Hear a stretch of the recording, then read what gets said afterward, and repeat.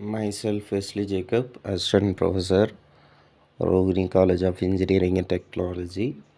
In this video session, we are going to discuss on the subject Engineering Materials and Metallurgy, subject code ME3392, Unit 5, Mechanical Properties and Deformable Mechanism.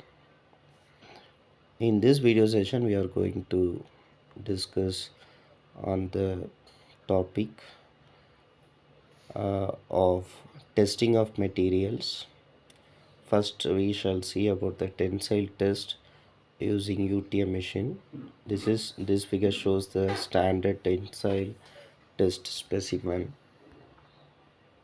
This figure shows the standard load cell which is used for a tensile test. The next figure shows the components of the load cell. It has two heads. One head is fixed and another head is movable. We can firmly fix the test specimen across the jaws, and the load is implemented on the workpiece by the force of the load cell, and thus we can calculate the tensile test of the material. It shows the different stages of fracture of the specimen under load conditions. This shows the standard tensile test specimen, and also the next diagram shows the test specimen after the load condition. The stress strain diagram expresses a relationship between a load applied to a material and the deformation of the material caused by the load. Stress strain diagram is determined by tensile stress test. Tensile tests are conducted in tensile test machines, providing controlled, uniformly increasing tension force applied to the specimen. The specimen's ends are gripped and fixed in the machine, and its gauge length L0 is continuously measured under the rupture. The specific deformation or the strain is the ratio of the increase of the specimen gauge length to its original gauge length. Tensile stress is the ratio of the tensile load F applied to the specimen to its original cross-sectional area, which is sigma is equal to F by A naught. The stress value at the point P is called the limit of proportionality, which is sigma P is equal to Fp by A naught. This behavior conforms to the Hooke's law, which is sigma is equal to E into delta, where E is a constant known as Young's modulus. Modulus of elasticity determines the stiffness. The line OE in the stress strain curve indicates a range of elastic deformation.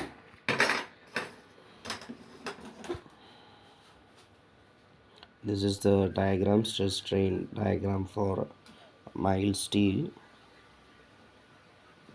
So here the specimen is subjected to load. First it undergoes elastic deformation, next it undergoes uniform plastic elongation, and the next process is necking. After that the mild steel will get fracture.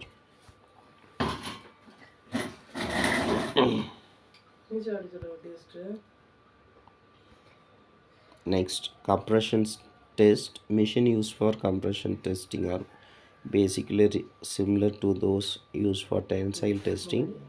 Often the same machine can be used to perform both tests. Shape of the specimen. The shape of the machine to be used for different materials are as follows. For metals and certain plastic, the specimen may be in the form of cylinder. For building materials such as concrete or stone, the shape of the specimen may be in the form of a cube.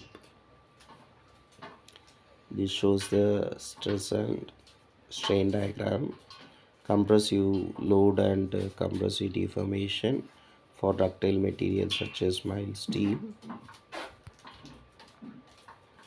The ductile materials such as steel, aluminum, and copper have stress strain diagrams similar to ones which we have for tensile test. There would be an elastic range which is then followed by a plastic region. The ductile materials steel, aluminum, copper proportional limits in compression test are very much close to those in tension. In tension test, a specimen is being stretched, necking may occur, and ultimately fracture takes place.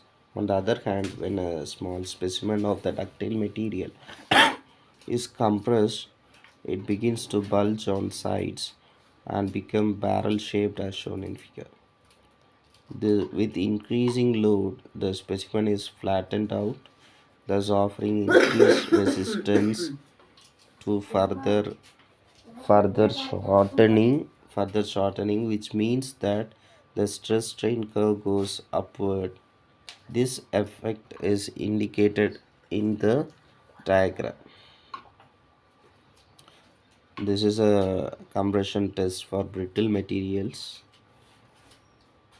Thank you. This is all about the tensile test and compression test of materials. Thank you.